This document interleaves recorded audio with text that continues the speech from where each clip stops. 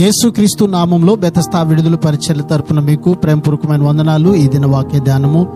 దేవుడు తాను చేసినది యావత్తును చూచినప్పుడు అది చాలా మంచిదిగా నుండెను. ఆదికాండం 1:31. దేవుడు చేసినదంతా అంటే చివరికి మనిషితో సహా చాలా బాగుంది. మనిషి పాపము లేనివాడు, పాపము చేయనివాడు కూడా.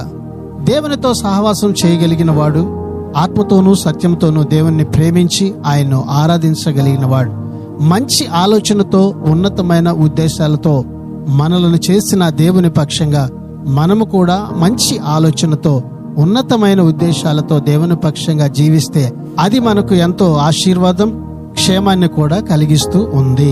ప్రార్థన. మహాపరిశుద్ధుడా, మహోన్నతుడా, జీవాధిపతి, మా మంచి యేసయ్య, నీ మహాకృపను బట్టి ప్రేమించి మరొక నూతన దినాన్ని మాకు ఇచ్చినందుకు నీకు వందనాలు, స్తోత్రాలు చెల్లిస్తూ మమ్ములను పాపము లేని వారిగా చేసిన నీ మహాకృపను బట్టి ప్రభువా, మేము పాపము లేని వారిగా జీవిస్తూ నీ పక్షంగా ఉన్నతమైనటువంటి ఉద్దేశాలతో బ్రతికే ధన్యత ఈ దినాన నీ ప్రజలమైన మాకు అందరికీ దయచేయమని యేసు పరిశుద్ధ నామంలో ప్రార్థించి అడిగి వేడుకుంటున్నాము తండ్రి. ఆమెన్.